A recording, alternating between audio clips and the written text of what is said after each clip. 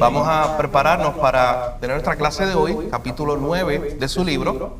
Yo le invito a que lo vaya buscando ya en la página 81, donde vamos a estar viendo el tema del pecado respetable, la falta de contentamiento o el descontento. Es la misma idea. Así que vamos a estar cubriendo este tema hoy.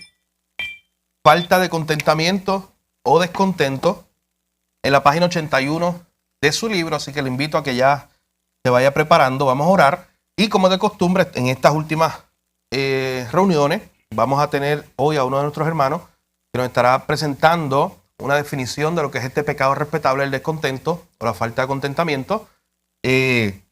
Luego nos estará hablando tal vez algunos de los ideas bíblicas, pasajes en la Biblia que hablan de eso y algunas maneras prácticas en las cuales nosotros también luchamos contra el descontento.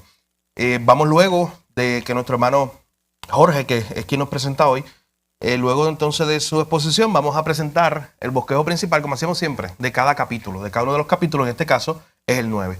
Así que vamos a orar para entonces prepararnos para la clase de hoy. Padre, gracias te damos por esta oportunidad de estar juntos. Gracias por tu iglesia. Es un privilegio reunirnos, Señor. Es un privilegio estar juntos, recordarnos las grandes verdades de tu evangelio a nuestras propias vidas, pero también recordarlas los unos a los otros. Para eso nos reunimos, Señor. En esta hora te pedimos que nos des sabiduría, entendimiento, mientras somos guiados por tu palabra, mientras aprendemos acerca de este tema, Señor.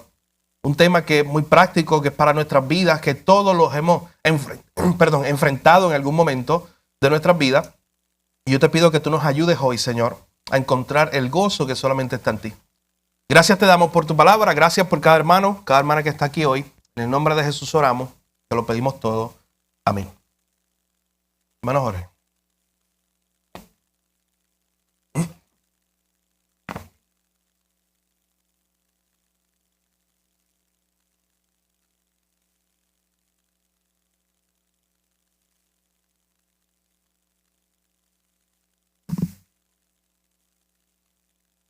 Entonces, Dios los bendiga a todos.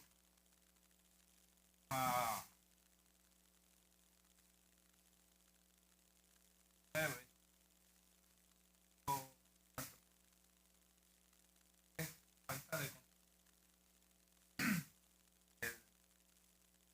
en el libro, como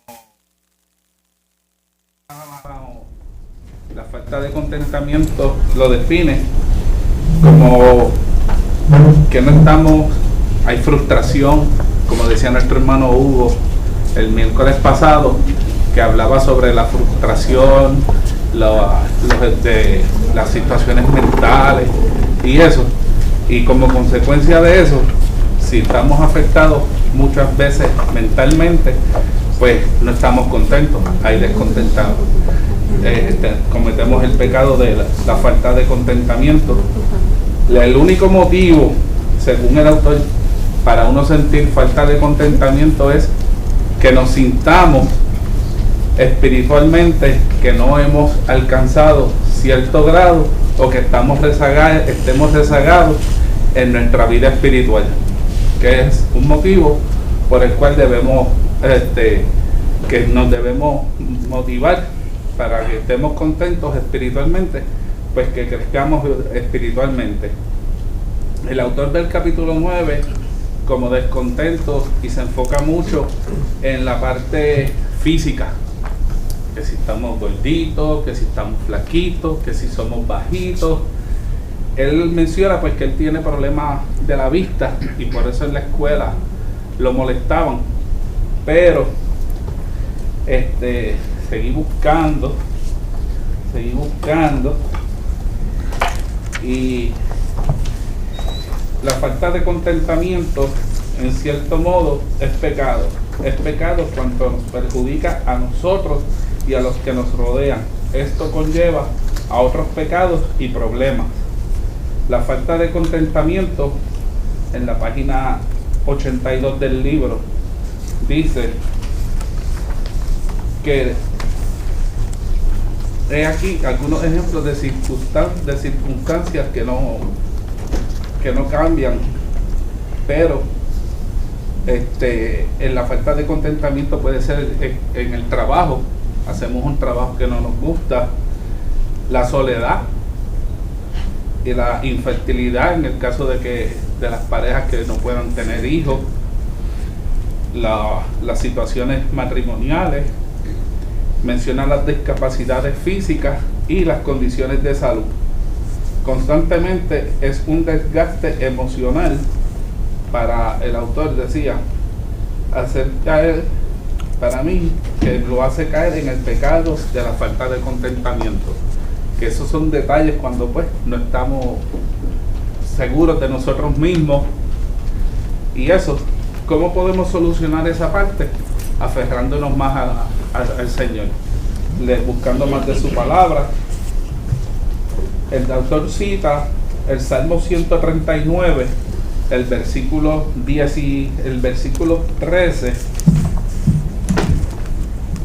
El Salmo 139, el verso 13 y el 16.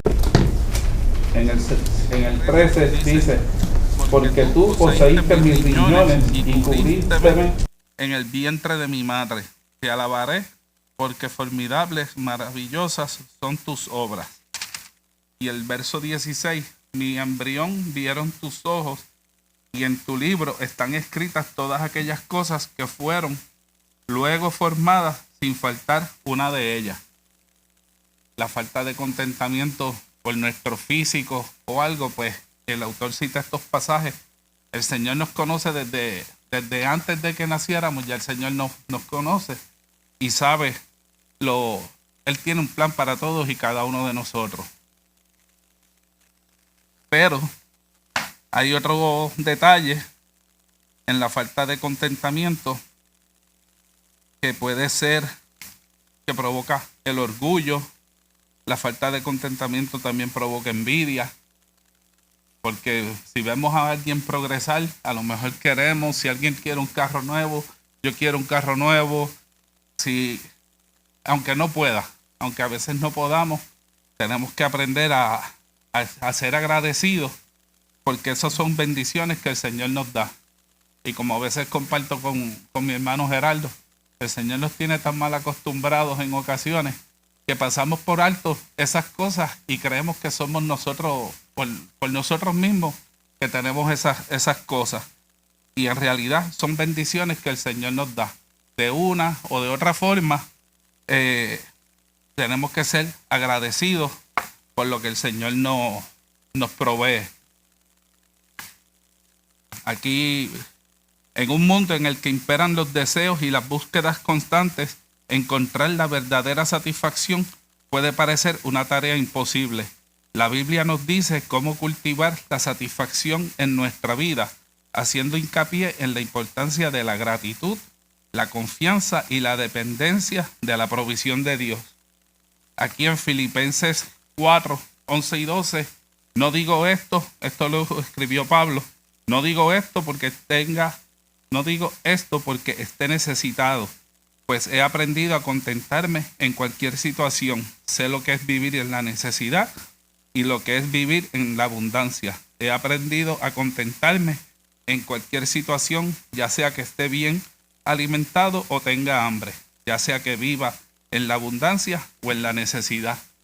Otro pasaje, Hebreos 13:5, sean ustedes libres del amor al dinero y estén contentos con lo que tienen, porque Dios ha dicho, nunca te dejaré ni te abandonaré. Primera de Timoteo 6:6, pero en gran ganancia es la piedad acompañada de contentamiento. Que lo que hagamos, lo hagamos de corazón, genuinamente, y así una serie de versículos más. Proverbios 19:23, el temor del Señor conduce a la vida. Entonces el hombre estará contento y no sufrirá sufrimiento alguno.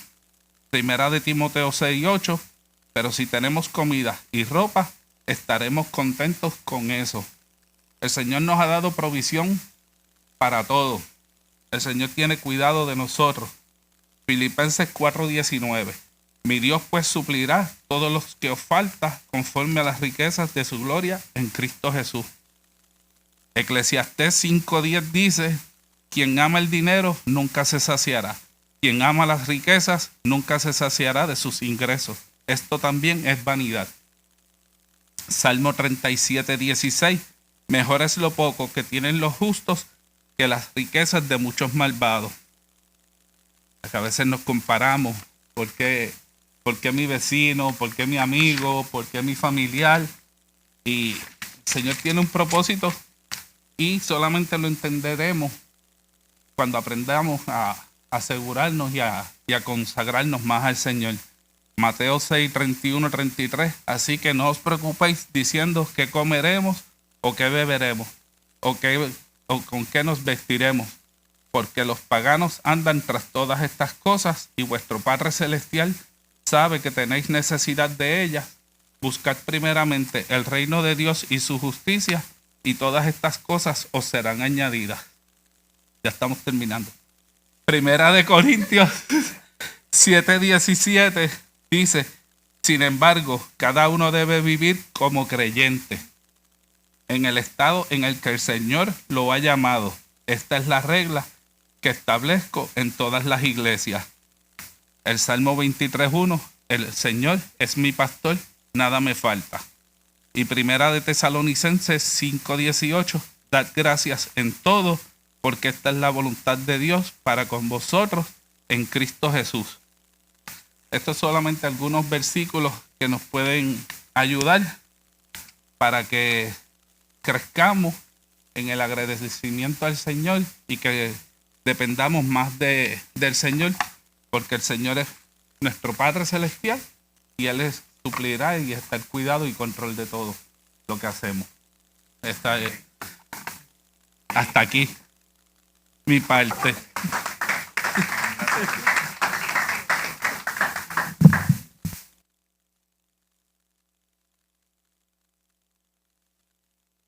Gracias, mi hermano, por hacer esa presentación de lo que es este tema, este pecado respetable de la falta de contentamiento, y recordarnos, como él decía al final, es una pequeña muestra, mi hermano, los versos que él citó, una pequeña muestra, pequeñísima, de todos los pasajes en la Biblia que hablan del tema. En la Escritura hay mucho material sobre este tema de la falta de contentamiento, porque Dios sabía ya que va a ser una de nuestras luchas más grandes. El no estar gozoso, el no estar contentos con lo que Dios ha hecho en nuestra vida. Así que Dios, conociendo esa tendencia nuestra al descontento, es por eso que Él en su sabiduría nos ha dejado todos esos textos bíblicos. Así que en la próxima parte de la clase de hoy, hasta que el tiempo nos dé, viraremos o repasaremos algunos de los textos mencionados, pero también estaremos recordando lo que nos dice la Biblia, lo que nos dice nuestro libro de texto sobre este tema de la falta de contentamiento y cómo nosotros podemos confrontarlo. Porque, mi hermano, esto es algo que luchamos, con lo cual luchamos todos los días. Esto es algo que ninguno se puede escapar. No hay ninguno de nosotros que pueda afirmar que todo el tiempo, en todo momento, está contento y que no hay nada ni nadie que le quite ese contentamiento. Usted sabe que hay días y hay días. Hay días que usted se siente muy contento. Es más, ¿sabe qué? Hay días que usted se siente contento y no sabe por qué. No le ha pasado.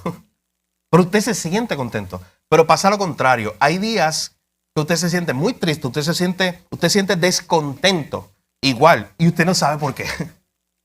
Pero es que lo interesante, lo que nos va a llevar la Escritura a una y otra vez reafirmar esta idea de que nuestra gozo en Dios nunca debe depender de las circunstancias, como hablaremos en unos minutos, ni nuestros sentimientos.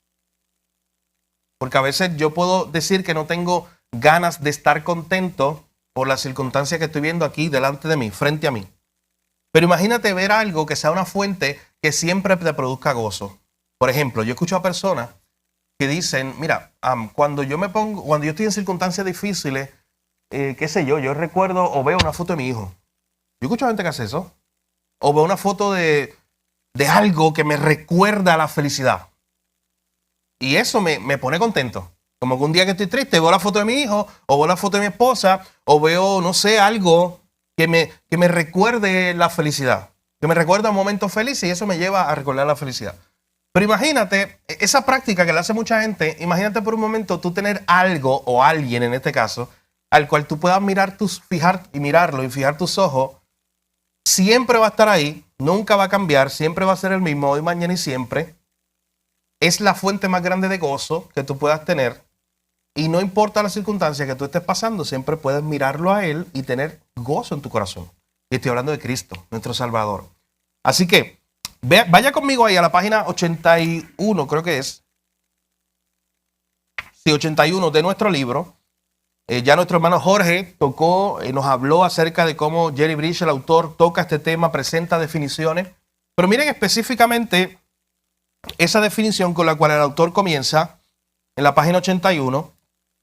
Él dice que el descontento es el sentimiento que surge cuando las circunstancias adversas se prolongan sin cambio alguno y no podemos hacer nada para modificarlas. Miren esa definición. El descontento surge en ti cuando tú tienes una circunstancia difícil que pasa mucho tiempo y esa circunstancia no cambia y de momento tú sientes que tienes las manos atadas y que no puedes hacer nada para modificarla. ¿Te has sentido tú así alguna vez? Yo me he sentido así alguna vez. Así que piensa por un momento. Tú y yo hemos estado expuestos a esto. Luego, él quiere aclarar algo, el autor. Ahí en la página 81 también, segundo párrafo, él dice, ¿sabes qué? Hay un descontento legítimo. O sea, hay algo por lo cual yo no me sienta contento y está bien. ¿Qué? ¿Alguien lo leyó? ¿Qué dice el autor de eso? La injusticia. Cuando yo veo injusticia en el mundo. ¿Qué más? Jorge trajo un punto muy bueno también. Cuando tú verdaderamente notas como cristiano que no estás creciendo, que Sí, no importante. estás... Ese punto estuvo muy bueno. Importante. Cuando yo veo el pecado en mi vida manifestarse, obviamente eso no produce contentamiento. Y yo no puedo mirar eso y contentarme. Así que ahí debe haber una tristeza genuina. Ayer yo estaba en una reunión de pastores en Aybonito, un lugar bien frío, mi hermano. Yo salí de allí y hacía más frío afuera que en la iglesia. Prendo el carro y decía 66 grados a las 9:30 de la noche. En la plaza, estoy en la misma plaza de Aybonito. Fresquito. Pues ¿qué pasa? Estamos en esa reunión de pastores y el pastor de la iglesia de allí trajo ayer la reflexión y era del libro de los Hechos, capítulo 2, cuando Pedro predica la palabra y la gente se compunge, los que escucharon, y empezaron a decir, ¿qué podemos hacer para ser salvos? Hermano, la palabra se predica, y eso pasó en el Antiguo Testamento con Nehemías, con Esdras, cuando predicaban. Y bueno, allá dice el texto que empezaron a llorar en Esdras y Nehemías, la gente. Porque tiene que haber un descontento, ahí sí que hay una tristeza que es válida. Cuando usted escucha la palabra de Dios, usted se expone a ella y usted que ve que su vida no se ha conformado a la palabra de Dios y sabe que usted llora delante de Dios. Ahí sí se vale ese descontento. De decir, Señor, yo estoy viniendo delante de ti con esta tristeza genuina de que yo estoy lejos de ti, de que yo estoy viviendo mi vida de una forma no correcta. Ese es el descontento que dice Jerry Bridge, el único que debe ser legítimo. De igual manera, cuando, como decíamos hace unos minutos, cuando usted ve una injusticia, cuando usted ve un pecado manifestándose en la vida de otra persona, genuinamente usted siente ese descontento. Pero eso es como un paréntesis que el autor quiere traer aquí. Él en realidad está hablando de estas cosas, y ya ese es el punto número 2, las cosas que producen descontento. Hay muchos factores que pueden producir descontento. El hermano Jorge menciona algunos. Piense usted, ¿qué factor puede producir descontento? Desde el más básico hasta el más complicado. ¿Qué puede producir descontento en su vida? ¿Tiene ejemplos ahí en la página 82? Ajá. La falta de enfoque. ¿Ok? O sea, sí, tenemos que tener una visión y una misión. Y todo redunda en la palabra. Sí. Tenemos que enfocarnos más. Ya te Porque, entiendo. o sea, todo es redundante al enfoque. Sí. Si no nos enfocamos nosotros mismos en el propósito que tenemos nosotros como creyentes, sea para lo que sea, Sí, físico, claro. mortal, espiritual, El no conocer la voluntad de Dios para mi vida, el propósito de Dios para mi vida, claro que sí, me produce descontento porque yo voy a estar dando vueltas. Yo voy a estar sobreviviendo. Bueno, lo decíamos el pasado domingo, yo voy a estar levantándome un día más preguntándome, ¿para qué yo me levanto un día más? ¿Qué es lo que me mueve a levantarme un día más? No decía Pablo, es el amor de Cristo lo que me constriñe, lo que me mueve, lo que me motiva, lo que me impulsa, lo que no me deja quieto. Eso es lo que decía el apóstol Pablo, lo vimos el pasado domingo. Así que ese sentido de que hay un propósito en mi vida, claro que sí, porque cuando yo no tengo ese sentido, cuando yo no encuentro esa identidad en Cristo, voy a estar descontento porque la voy a estar buscando en el mundo y nunca la voy a encontrar. Como no encuentro un propósito de vida, no voy a tener contentamiento. Porque todos los días me voy a levantar, ¿para qué? Nunca voy a encontrar gozo y contentamiento. Muy bien. ¿Qué más? Esa es la más adelante, Sí. en la página 86. Claro. Que también cuando nosotros no nos sentimos aceptados, por lo que sea, cualquier circunstancia, pues eso también trae descontento a nuestra vida. Sí. De hecho, el hermano Jorge lo mencionaba, Jerry Bridge habla de su situación. Él toda la vida tuvo problemas de audición, de la vista, que le ocasionaron dificultades desde muy chiquito, desde muy pequeño. Pero nota que él incluso dice, oye, quizás esta no sea la situación tuya, que puede ser más grande, pero eso a mí, en mí producía descontento. Pero yo no estaba contento muchas veces porque no escuchaba bien, porque no veía bien. Esa situación me causaba descontento. Y es ahí donde él se recuerda, que ya lo hizo en el capítulo anterior también, el Salmo 139 que Jorge leyó, de que Dios nos hizo a nosotros y nos formó en el vientre de nuestra madre y nos hizo como nos hizo. Y recordar eso debe traer contentamiento a nuestra vida, de que las cosas son como son, que son los puntos que vamos a ver, porque así las destinó Dios, así las quiso Dios. Así que es encontrar contentamiento en el diseño de Dios. Es encontrar contentamiento en el propósito de Dios, en el plan de Dios. Así que hay muchas razones, ese punto número 2, que nos pueden producir descontento en el trabajo. Mire, usted puede ser la persona más descontenta en su trabajo y todo depende de cómo usted reacciona, el punto número 3, a las circunstancias. Porque verdaderamente usted puede tener situaciones difíciles en su trabajo. Eso no se quita. O sea, empleados difíciles, compañeros de trabajo difíciles, jefe complicado, difíciles también, circunstancias difíciles en su trabajo, su horario de trabajo, alguna cosa. Pero la pregunta es, ¿cómo usted va a reaccionar a eso? ¿A dónde están sus pies hoy? A lo que usted está haciendo ahora mismo.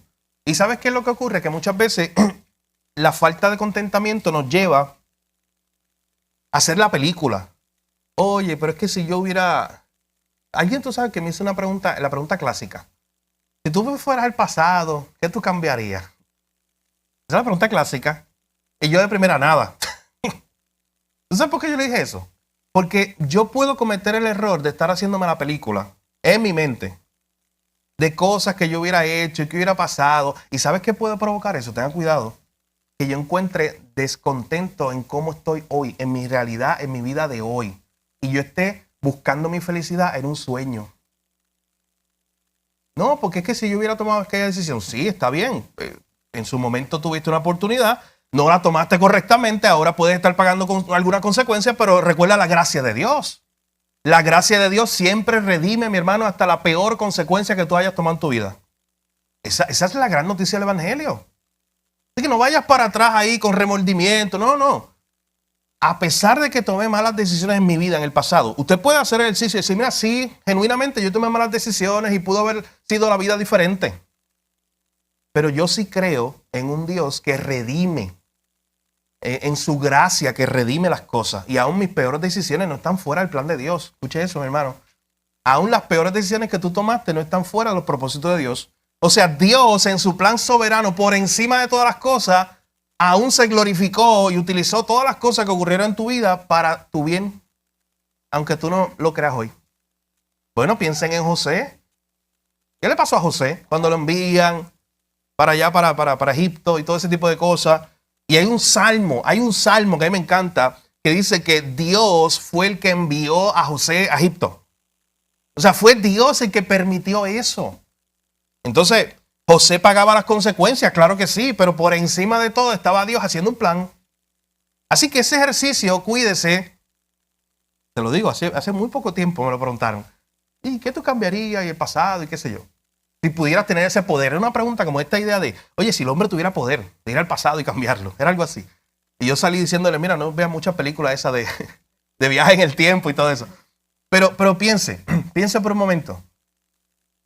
El ideal muchas veces es hacer ese ejercicio para recordarme que hoy estoy en descontento y que mi vida pudo haber sido tal cosa. Entonces, mi contentamiento nunca está aquí en el presente. Mi contentamiento entonces va a estar allá en una utopía, en el futuro, en el pasado o en la idea de algo que pudo haber sido y no fue.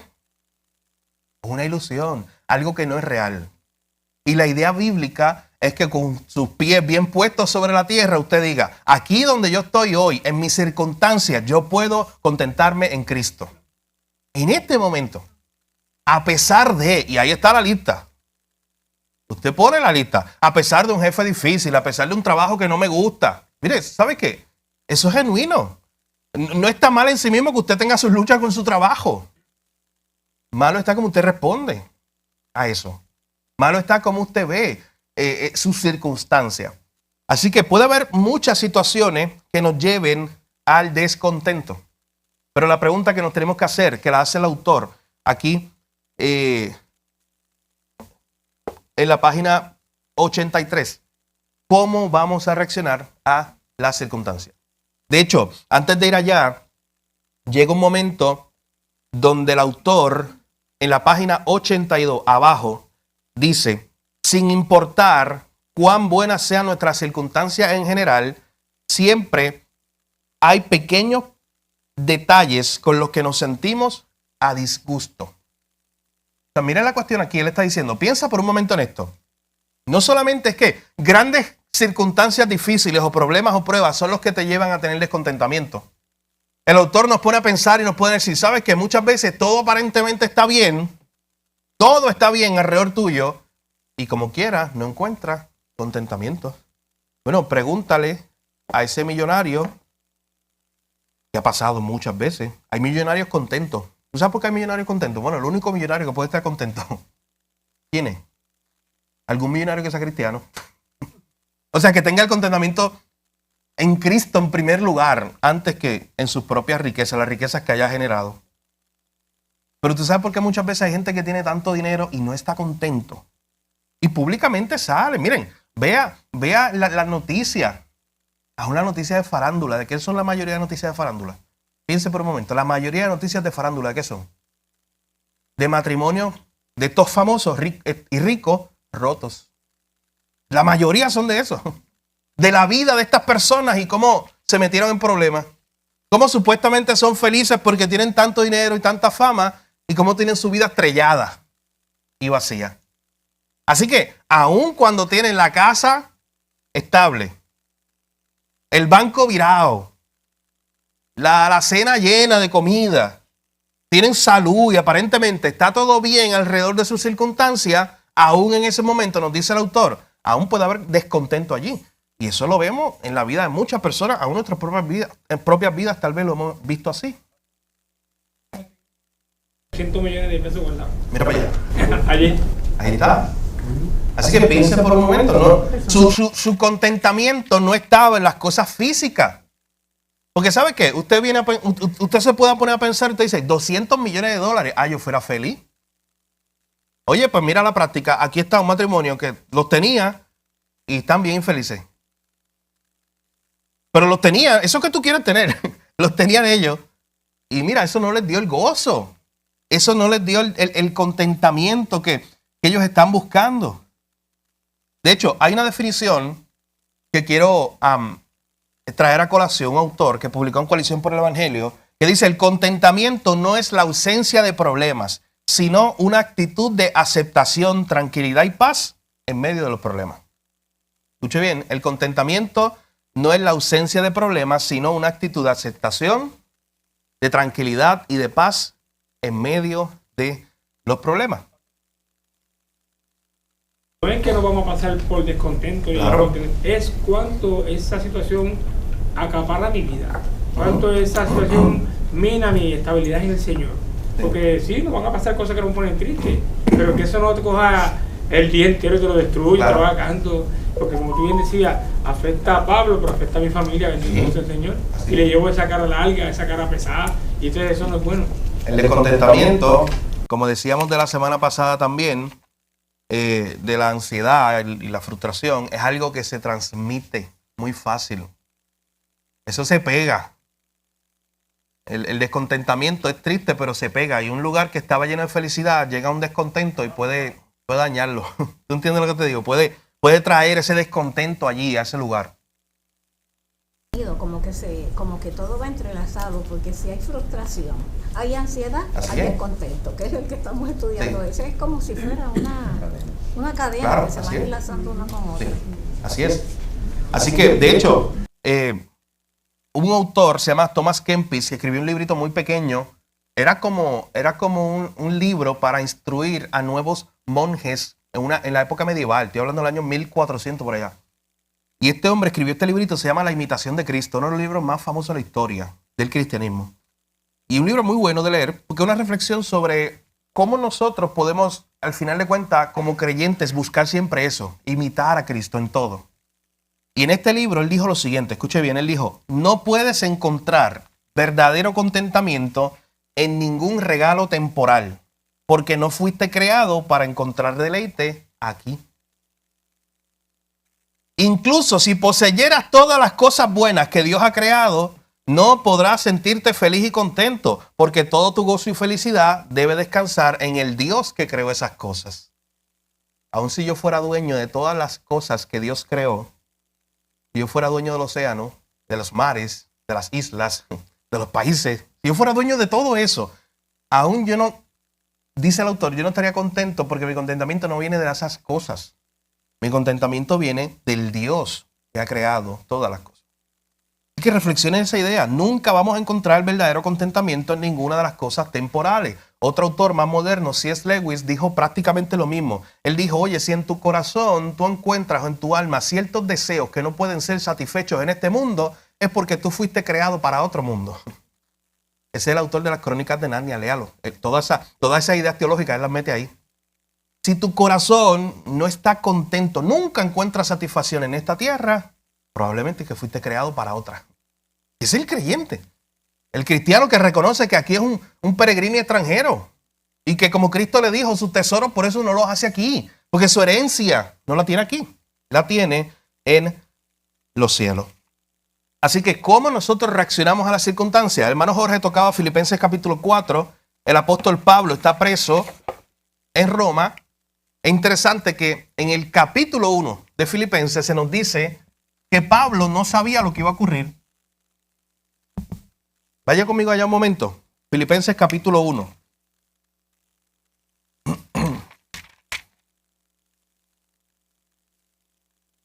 El apóstol Pablo no tenía idea de lo que iba a enfrentar. Él escribe esta carta, él está preso. Él está esperando, y recuerden, lo hemos dicho antes, pero en la antigüedad, en el tiempo que se escribe esto, cuando tú estabas preso no era para cumplir una sentencia de 10, 15, 20 años. Tú estabas preso para dos cosas, simplemente.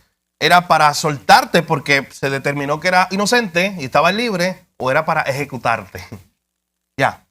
Así que prácticamente eso es lo que estaba esperando el apóstol Pablo, qué iba a pasar con su vida. ¿Lo iban a liberar o iba a morir allí en la cárcel? Así que, cuando Pablo está esperando esto, noten cómo él reaccionaba a sus circunstancias. Él escribe esta carta a los hermanos de Filipo. Él tenía una relación muy buena. De hecho, probablemente la relación más cercana de Pablo con una iglesia era con la iglesia de Filipo. Una relación bien cercana de amor. Y él escribe esta carta para que ellos oren también con ellos. Él diciéndole que él está orando con cada uno o por cada uno de ellos. Pero miren lo que dice. Voy a leer versículo 19 en adelante. Escuche bien. Dice: porque yo sé que por vuestra oración, yo sé que ustedes están orando por mí, y por la suministración del Espíritu de Jesucristo, estas cadenas, estoy aquí preso, resultará en mi liberación, conforme a mi anhelo y esperanza de que nada seré avergonzado. Antes bien, con toda confianza, como siempre, ahora también será magnificado Cristo en mi cuerpo. Mira lo que dice ahora: o por vida o por muerte. Las circunstancias de él, sean las que sean, que viviera o que muriera, no cambiaban lo que él estaba viendo y lo que él estaba haciendo. Que Cristo, mira ese verso 20, qué impresionante. que Cristo iba a ser magnificado. Saque su diccionario de la Real Academia Española, que usted siempre tiene en el bolsillo, y piense o defina la palabra magnificado. ¿Qué significa eso? Magnificar. La definición básica. Magnificar, ¿qué significa eso? ¿Es que no escucho, perdón? Engrandecer, sí. Esa hormiguita que está pasando por ahí, que es bien pequeña, usted busca una lupa para magnificar la imagen, para verla más grande. Entonces, mira lo que está diciendo Pablo aquí. Que Cristo sea visto como más grande en mi situación.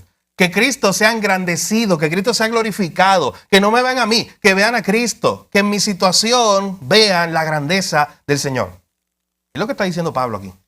Entonces notan que sus circunstancias no cambian eso. Él dice, sea por vida o por muerte. Mi hermano, esto es impresionante. Y hay que aprender a aplicar esta idea a nuestras propias vidas. Pablo está diciendo, mira, yo no sé qué va a pasar con mi vida. Yo estoy orando, ustedes están orando por mí. Yo deseo ser librado, si esa es la voluntad del Señor. Ahora lo vamos a ver que él explica un poquito más de eso. Pero, si yo muero, Cristo va a ser magnificado. Pero, si yo vivo, Cristo va a ser magnificado. Dice, oye, ¿cómo que no importa lo que pase, la circunstancia? Es lo mismo para Pablo. Cristo iba a ser magnificado en su vida. Y él continúa hablando, dice, verso 21, para mí el vivir es Cristo, el famoso texto. Y el morir es ganancia. Era un win-win, como dicen por ahí, para Pablo. Mas si el vivir en la carne resulta para mí en beneficio de la obra, no sé entonces qué escoger. Porque de ambas cosas estoy puesto en estrecho, teniendo deseo de partir y estar con Cristo, lo cual es muchísimo mejor. Obviamente, si él le daba la opción, él decía, obviamente, yo creo, estar con Cristo siempre es mejor. Pero dice el verso 24, pero quedar en la carne es más necesario. ¿Por qué? Por causa de ustedes. Hermano, Pablo, el que había sido amado por Dios, el que había sido amado por Cristo, como hablamos en la predicación del domingo para conectarlo, tenía un amor muy grande por las iglesias, por sus amadas iglesias. Porque él está diciendo, ¿sabes qué? La única causa de yo quedarme aquí en la tierra, ¿sabes cuál es? Ustedes, la iglesia. El yo poder ser de bendición para ustedes. ¿No recuerdan cuando vimos 2 Corintios 11, el listado de Pablo de todas las cosas que le pasó? Que yo le decía, oye, pero ¿y si tú tuvieras a Pablo de frente y le preguntaras, Pablo, pero ya tuviste un naufragio, tú eres masoquista, tú quieres otro, ¿cómo que otro naufragio? Pablo, ya te han azotado tantas veces, ¿qué es lo que te mueve? Y Pablo siempre contestaba, lo vimos la semana pasada, el amor de Cristo es el que me constriñe. Pero al final él habla de los peligros y termina diciendo, y sobre todo esto pesa sobre mí, ¿qué? Las iglesias. Ese amor que él tenía por las iglesias. Y aquí él está diciendo, ¿sabes qué? Mis circunstancias no determinan ni mi contentamiento, ni el que Cristo sea glorificado. Puede ser que yo muera, puede ser que yo viva. Como quiera, Cristo va a ser glorificado. Dice verso 25, confiando en esto, sé que quedaré, que aún permaneceré con todos vosotros para vuestro provecho y gozo de la fe, para que abunde vuestra gloria de mí en Cristo Jesús, por mi presencia otra vez entre vosotros. Así que él continúa hablando, esa es su introducción, pero usted sabe que está en la carta del gozo, Filipenses 4, Filipenses como carta, donde más se menciona en el capítulo 4, pero esta es la carta del gozo, se menciona 16 veces. Una carta cortita y en 16 veces se habla de alegría, contentamiento y gozo. Usted necesita una buena dosis de contentamiento en su vida. Lea Filipenses y usted sabe lo que usted va a hacer cuando usted termine de leerla. Usted sabe. Va a empezar el capítulo 1, verso 1 otra vez. Y la va a leer otra vez. Y permita que esas verdades de la palabra de Dios transformen su vida, su mente, su entendimiento en ese descontento que usted pueda estar enfrentando. Así que Pablo continúa hablando aquí en diferentes pasajes de este libro, pero entonces llega al capítulo 4. El capítulo 4 donde una y otra vez habla del gozo. Él en medio de sus circunstancias, estando preso, estando en la cárcel, eso no cambiaba su circunstancia porque su contentamiento no venía de donde él se encontraba, su contentamiento venía del Señor. Por ejemplo, le dice en el verso 4 de Filipenses capítulo 4, regocíjense en el Señor siempre, otra vez les digo, regocijaos. Y para uno siempre estar regocijado o tratar de siempre estar contento y regocijado, como Pablo también le dice a los tesalonicenses, que estén siempre gozosos. ¿Cómo uno puede hacer eso, Pablo? Bueno, él lo presenta ahí mismo, verso 6. El gran intercambio que hemos hablado antes, hace poquito lo estuvimos hablando. Por nada estéis afanoso. Esa fue la clase el miércoles pasado. Si no sean conocidas vuestras peticiones delante de Dios en toda oración y ruego con acción de gracias, y la paz de Dios que sobrepasa todo entendimiento guardará vuestros corazones y vuestros pensamientos en Cristo Jesús. ¿Cómo yo puedo alcanzar eso de mantener mis regocijos siempre en el Señor? Bueno, haciendo ese gran intercambio de llevándole al Señor mis afanes para experimentar entonces su paz. Esa paz en nuestro corazón que va a producir gozo. Luego él continúa diciendo, y ahí esto lo leyó hermano, versículo 11, no lo digo porque tenga escasez, pues he aprendido a contentarme, mi hermano. Usted sabe que, y esto es muy importante reconocerlo y recalcarlo, usted puede aprender a contentarse. Usted puede aprender a cómo responder a las circunstancias. ¿Cómo? Nos conecta al punto número 4 de nuestro libro, de nuestro capítulo. Aceptando la voluntad de Dios. Y Pablo había aceptado eso. Pablo había aceptado lo que fuera mejor. Pablo sabía que lo que le pasara a él, ya Dios lo tenía determinado y siempre iba a ser lo mejor. Pablo dice, mira, yo he aprendido a contentarme, cualquiera que sea mi situación. Yo sé vivir humildemente, yo sé tener abundancia. En todo y por todo estoy enseñado, para estar saciado como para tener hambre. El día que estaba saciado, estaba contento, decía Pablo. No porque mi barriguita estaba contenta. Bueno, dicen por ahí. No lo dicen. Barriga llena, corazón contento. Mira, se no está planificado. Pero no porque mi barriga estaba llena, yo estaba contento, dice Pablo. Porque igual le pasó cuando tuvo escasez. Así que no dependía su contentamiento de que su barriga estuviera llena o del día que tuviera hambre o necesidad. Y pasó por eso muchas veces. Ahí termina diciendo el famoso verso 13. Que lo usamos para muchas cosas, pero miren el contexto original por el cual sale. Todo lo puedo en Cristo que me fortalece. ¿Tú sabes cuál es el contexto original de ese pasaje? El contexto original de ese pasaje no es ¿cómo se llama esto? Un cliché o un talismán que tú te lo pones aquí en el bolsillo para que todos los días funcione algo.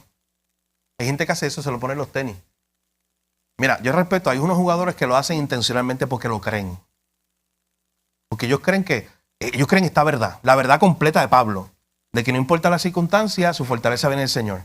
Pero hay otros que se lo ponen en los tenis, en la camisa, en el ticket, lo pegan en todos lados, pero solo es como un talismán. ¿Usted entiende la idea? Como un amuleto la palabra, como una idea de simplemente, exacto, sin pensar en las verdades que hay ahí, sin pensar en lo que Pablo está hablando. Porque Pablo está diciendo, noten que tenemos que tener el mensaje completo desde el capítulo 1. Oye, ¿y si viene la muerte? ¿Y si viene lo que yo no esperaba? ¿Y si no gano? También Filipenses 4:13, porque es la misma idea, Pablo lo acaba de decir. El contexto de Filipenses 4:13, él lo dijo, mira, tienes que tener los dos sacos. Hay días donde va a haber abundancia, hay días donde va a haber escasez, pero tu contentamiento no está ni en la abundancia ni en la escasez. Tu contentamiento viene de Jesús. Todo lo puedo en Cristo, que me da la fortaleza en medio de la abundancia, en medio de la escasez. Mi fortaleza viene de Él. Romanos, por tanto, de buena gana me gloriaré. Así es. Así es la misma idea. Él la repite. En Tesalonicenses repite esa idea. En 1 Tesalonicenses 5. Estén siempre gozosos. Siempre tengan esta actitud de gozo. Así que el apóstol Pablo entonces, el autor, en la página 86, este punto número 4, nos habla de la importancia de aprender a aceptar la voluntad de Dios. Lo que acabamos de ver en Filipenses. Sea por vida o por muerte, no importa. El Señor me va a fortalecer. Mi contentamiento viene de Él. Miren lo que dice ahí en la página 86, el segundo párrafo. ¿Alguien que lo pueda leer? Segundo párrafo, donde comienza diciendo la aceptación significa. Que lea ese párrafo completo. Sí, bueno. La aceptación significa que reconocemos las circunstancias como provenientes de Dios, que confiamos en que Él sabe sin error alguno lo que es mejor para nosotros y que por su amor siempre tiene nuestro bien en sus planes.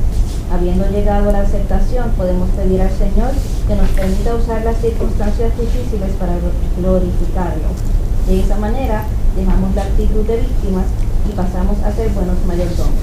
Entonces podremos preguntar: Dios, ¿cómo puedo usar mi discapacidad o cualquier otra circunstancia difícil para servirte y glorificarte? Porque es importante esa pregunta. Al final, Dios, ¿cómo yo puedo usar la circunstancia que estoy pasando hoy para traerte más gloria a ti? Es una pregunta que tenemos que hacernos nosotros, mi hermano. Llegó una enfermedad a mi vida, llegaron problemas, llegaron circunstancias, pruebas. Una pregunta que yo tengo que estar haciéndome. Muchas veces la primera pregunta es ¿por qué? Que es la que nos hacemos, como Job. Vamos a hablar algo de Job ahora. ¿Y por qué pasa esto? ¿Por qué a mí específicamente? ¿Para qué? ¿Cómo? ¿Cómo yo puedo glorificarte, Señor, en medio de esta situación? ¿Cómo yo puedo servirte en medio de esta situación? ¿Para qué me permitiste? ¿Cuál fue tu propósito? Dios tuvo un propósito para llegar ahí. Y la pregunta es, ¿cómo entonces yo puedo glorificarte? Una vez yo leí un libro sobre este tema y decía, oye, ten cuidado porque a veces cuando nosotros estamos con esa pregunta de ¿por qué a mí? A veces, tenga cuidado, es una línea bien fina porque la hacemos con un sentido de superioridad sobre el otro. No sé si entiende la línea del autor. ¿Por qué a mí y no Hugo? ¿Por qué a mí y no Pablo? ¿Por qué a mí y no Papo? Y ¿sabes qué? Tu corazón y mi corazón pecaminoso a veces llega a eso. Nos tocó una situación bien fuerte y pensamos, mire, ¿por qué no le tocó a fulano? O a fulana. Y me tocó a mí. Y es al final, ¿cómo reaccionamos a las circunstancias? Es la pregunta. A las circunstancias que van a estar ahí, día a día en este mundo caído. ¿Cómo puedo usar mi circunstancia difícil para servirte y glorificarte? Tome esa pregunta y sáquela de ahí y reflexione en ella. Y pregúntese usted delante del Señor estos próximos días, Señor, ¿cómo yo puedo usar mi circunstancia difícil para servirte y glorificarte? Al final de esta página, el autor cita una tarjeta que le enviaron a él. Sí. Claro. El libro en la página 84, sí. En el tercer párrafo casi al final, él dice, cualquiera que sea su circunstancia, y sin importar cuán difíciles sea, la verdad es que han sido ordenadas por Dios para su vida. Como parte de su plan general para usted, el Señor no hace nada ni permite nada sin propósito alguno. Sus designios podrían parecernos misteriosos ni inescrutables, pero siempre son para su gloria y nuestro bien. Va a ver nada acorde a la pregunta que cómo reaccionamos, ¿verdad? Así, amén. Es reconociendo eso, que todo lo que hace Dios lo hace según su propósito. Es el segundo párrafo de la página 84. Cuando Jorge leyó el Salmo 139, está ahí dentro de esa línea. Y gracias, Mayrín, por compartirlo. Hace como 3 miércoles atrás ya tenía algo para compartirlo y no lo pudo hacer. Y yo la animé y le dije, pero hazlo, pues parte del propósito. De hecho, y aprovecho para todos nosotros, mi hermano, si usted tiene nota, pregunta, parte de la clase del ejercicio queremos hacer eso también. Sí. Cuando yo lo leí, me impactó el Salmo 139. Digo, a mí me encanta ese salmo, es uno de mis salmos preferidos también. Pero me hizo recordar algo bien importante que muchas veces nosotros, aún como cristianos, las perdemos de perspectiva porque caemos mucho en el descontentamiento, no en el contentamiento. Y fue el recordarme esa verdad, digo, para mí fue un gran bien para mí. Hoy cuando estuve como meditando, claro. El que dice que Dios me entretejió en sus entrañas, claro. Y eso a mí me partió, claro. Porque pues eso me hizo recordar unas verdades que independientemente yo nazca con una discapacidad, como él menciona a través de la lectura, en el caso de él que tenía problemas visuales y de audición, o circunstancias que pueden ocurrir en nuestra vida, en el transcurso de la vida, pues yo tengo que ver que hay un propósito de Dios detrás de eso, porque ya él sabía que eso iba a ocurrir en mi vida, porque si él me entretejió en el vientre de mi mamá, pues ya eso era parte del plan de Dios para mi vida. No se le escapó, era parte de su plan, de hecho. Sí. Gracias por compartirlo. El Salmo 139 nos recuerda esa gran verdad. Mi hermano, sí. 86 en la parte superior de un recuadro que hay ahí. Sí. Y yo creo que ahí está el punto de cómo tú vas a tomar las circunstancias. Mira cómo dice, porque podemos caer en eso. No es en la resignación. A veces nos resignamos. Ni es tampoco en la sumisión. Nos resignamos y entramos en una sumisión. Pero la realidad es que para hacerlo correctamente tiene que estar la aceptación. Así es.